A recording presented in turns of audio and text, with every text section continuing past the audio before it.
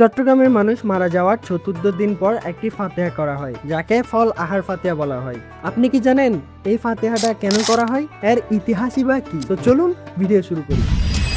সাধারণত চট্টগ্রামে কেউ মারা গেলে 4 দিন পর বাড়িতে একটি বিশেষ আয়োজন করা হয়। কেউ বলেন 4 দিনের ফলার ফাতিহা, আবার একে ফল আহার ফাতিহা বলা হয়। কিন্তু প্রশ্ন হলো, এই রীতির শুরু কোথা থেকে?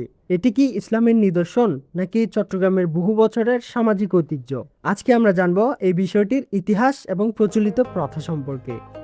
চট্টগ্রামের অনেক পরিবারের মানুষ মৃত্যুর চতুর্থ দিনে বা পঞ্চম দিনে আত্মীয় স্বজন, প্রতিবেশী ও পরিচিতদের দাওয়াত দেয় এবং এই আয়োজনে কুরআন তেলাওয়াত, দুরূদ শরীফ, মৃত ব্যক্তির জন্য মাগফিরাতের দোয়া করা এবং কবর জিয়ারত সহ ইসলামের বিভিন্ন সংস্কৃতির চর্চা করা হয়। এরপর মরহুমের জীবদ্দশায় খাওয়া বিভিন্ন ধরনের ফলের, এরপর মুড়ি, চানাচুর এবং বিভিন্ন ধরনের ফলের মিশ্রণ করে একটি মণ্ড তৈরি করা হয়।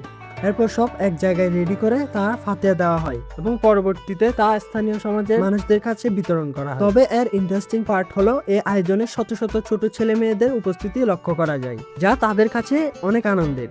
পাশাপাশি আমাদের শৈশবের স্মৃতিকেও এটি জাগরণ করে তোলে। এই কারণে একে অনেকে ফল আহার ফাতিহা বলে থাকে। এই রীতি বহু বছর ধরে চট্টগ্রামের সামাজিক সংস্কৃতির একটি অংশ হয়ে আছে। তবে এটি বাংলাদেশের সব অঞ্চলে প্রচলিত নয়। মৃত ব্যক্তির জন্য আন্তরিক দোয়া, সদকা এবং ভালো কাজই সবচেয়ে গুরুত্বপূর্ণ। আপনার এলাকায় কি ফল আহার ফাতিহা প্রচলিত আছে? আপনার মতামত অবশ্যই কমেন্টে জানাবেন। আজকের ভিডিও পর্যন্ত। সবাই ভালো থাকবেন, সুস্থ থাকবেন। ধন্যবাদ। আসসালামু আলাইকুম।